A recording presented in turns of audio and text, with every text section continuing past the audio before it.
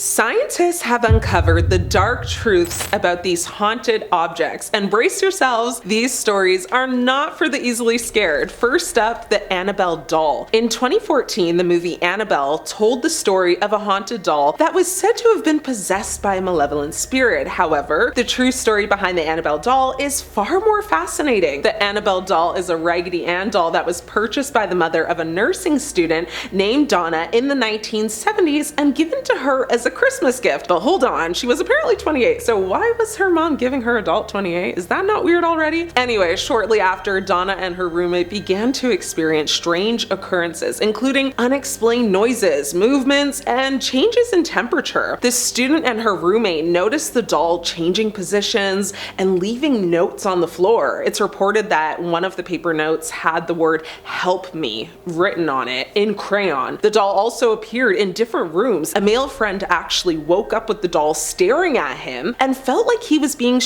and suffocated. He also allegedly noticed he had scratch marks all over his body. He was angry when retelling this nightmare that he allegedly then picked up the doll and chucked her raggedy body across the floor. Geez, scary and weird, right? Now, if you thought it was a dream, why are you so pressed though? It's alleged that one morning while the nurses were eating at their breakfast nook, Annabelle's two flimsy little cloth arms levitated onto the table. When the startling, paranormal activity took place, the nurses were oddly fascinated by the doll. One of the nurses deduced that the doll's actions meant she was trying to communicate with the roommates, so she called a psychic for advice. The medium took no time coming to the nurse's aid and quickly held a seance. While hosting the ritual, the psychic reported that she was, basically sensing the spirit of a young girl about 6 or 7 years old. The psychic went on to imply that the child was unalived outside of this apartment complex in a car accident. The psychic said her name is Annabelle and she's in that doll. That's how the name Annabelle came to be. The cursed doll Annabelle was first introduced to horror audiences in The Conjuring in 2013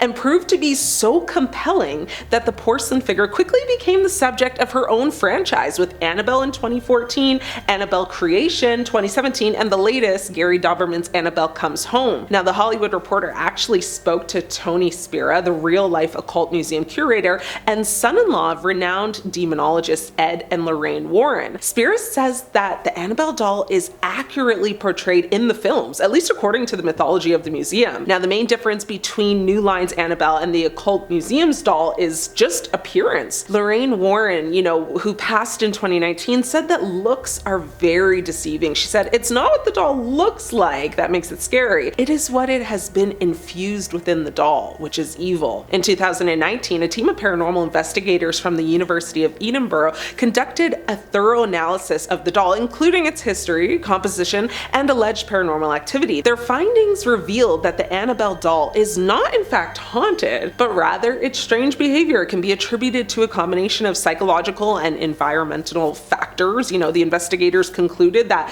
Donna's experiences were likely the result of a combination of stress, anxiety, and the power of suggestion. As Dr. Caroline Watt, a paranormal investigator from the university, noted, the Annabelle doll is a fascinating example of how our perceptions can be influenced by our expectations and beliefs. Now, that's questionable to many people who do believe the doll is haunted. Today, the Annabelle doll remains safely housed behind a locked glass case in Ed and Lorraine Warren's Occult Museum. Next up, the Hope Diamond. The Hope Diamond is one of the most famous diamonds in the world, with a history dating back to the 17th century. The diamond was actually discovered in India in 1673, and it was stolen during the French Revolution. The diamond was originally part of a Hindu statue's eye. The Hope Diamond, a stone as alluring as it is mysterious, is a major draw for all who go to see it. Its discovery brought about terrible fates, though, for seemingly everyone who came into contact with it, leading many to believe that the gem was cursed. And because of this, for centuries, it was believed to be so, with many of its owners meeting very tragic ends. The man who found the Hope Diamond, Jean-Baptiste Tavernier, was said to be torn apart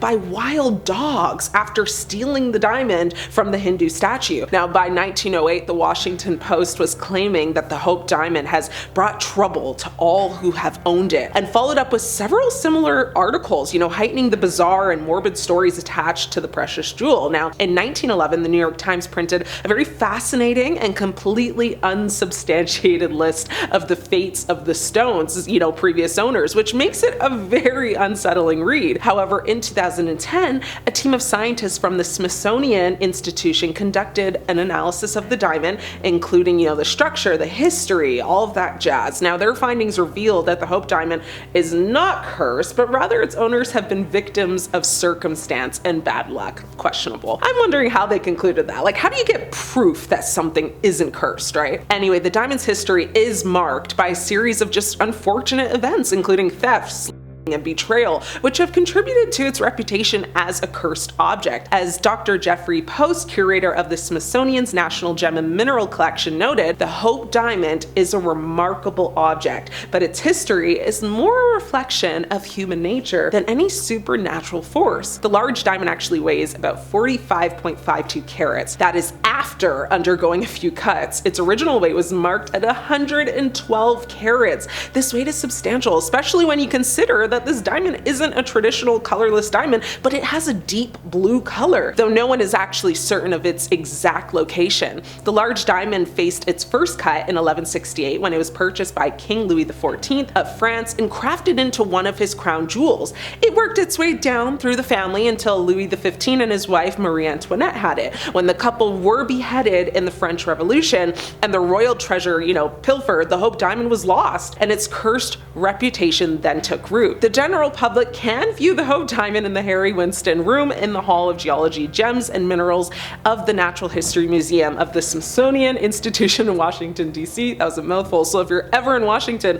and want to catch a glimpse, go for it. Next, we have the Busby Stoop chair. The Busby Stoop chair is a notorious object that is said to be haunted by the ghost of Thomas Busby, an executioner who was crucified in 1702. According to legend, anyone who sits in the chair will be cursed with bad luck and eventually meet a very tragic end. After many generations of victims falling, to fatal accidents, the cursed chair would be sold to the Thirsk Museum, where it would ultimately become an attraction, suspended from the wall to the ceiling currently to prevent any visitors from sitting on it and activating its curse. However, in 2018, a team of scientists from the University of Leeds conducted a thorough analysis of the chair, including, the structure, the history behind it, and all the kind of past curses that were said to be about it. Now, their findings did reveal that the chair is not in fact haunted, but rather its strange reputation can be attributed to a combination of folklore and psychological manipulation. The scientists concluded that the chair's supposed curse is likely the result of a combination of suggestion, expectation, the power of storytelling as well. But as Dr. Richard Wiseman, a psychologist from the University of Hertfordshire, noted, the Busby Stoop chair is a classic example of how our perceptions could be influenced by our beliefs and expectations. However, fans of course do beg to differ and still believe it's not only haunted, but really cursed. Next, we have the Dybbuk Box. Now, the Dybbuk Box is a notorious object that is said to be haunted by a malevolent spirit known as a Dybbuk. Now, according to legend, the box was originally owned by a survivor who used it to contain the evil spirit. Essentially, the box is claimed to contain a trapped Dybbuk, causing misfortune to anyone who opens it or comes in close proximity with it. The term Dybbuk actually comes from Jewish folklore, where it represents a wandering spirit that can possess a living person to achieve its goals. Now, people who have allegedly owned the Dybbuk Box report experiencing various negative events like sudden illness, extreme bad luck, feelings of anxiety, and even physical manifestations. The Dybbuk Box gained widespread notoriety due to, paranormal investigators like Zach Bagans featuring it on their shows, and it even inspired horror films like The Possession. Last on my list for today is Robert the Doll. Robert the Doll is a haunted doll that is on display at the East Martello Museum in Key West, Florida. The doll is said to be the most haunted doll in the world, so beating out our girl Annabelle. Now, some key points about the doll is that, a young girl gave a life-size doll to Robert Eugene, who went by Otto, in 1904. Otto named the doll Robert after himself, and Otto built a room in his attic for the doll with furniture and toys. Otto became attached to the doll and blamed it for his mishaps. Now, legend has it that the doll is cursed, and visitors who don't follow the doll's rules will be cursed as well. According to sources, some visitors have experienced sudden illness, injury, accidents, and even fatality after just visiting the doll. Visitors apparently write to Robert, often apologizing for not respecting him, out of fear of course, meeting a fateful end. Robert is now technically 117 years old, very old, and lives at the museum in a new display case, which was recently donated by someone who is a fan of Robert's. So if you find yourself in Key West, give it a visit and report back. Which items spooked you the most? Let me know. Thanks for watching. I'm your host Ashley, and until next time, stay scared. For centuries, certain ancient texts have been shrouded in mystery, feared by many, and whispered to be the devil's own handiwork. 10 ancient books said to be cursed by the devil himself. First up, the Devil's Bible, also known as the Codex Gigas. Our first stop takes us to the 13th century, to the Codex Gigas, also known as the Devil's Bible. Now, this massive manuscript, measuring 92 centimeters tall and 50 centimeters wide, contains a collection of texts, including the Old and New Testaments,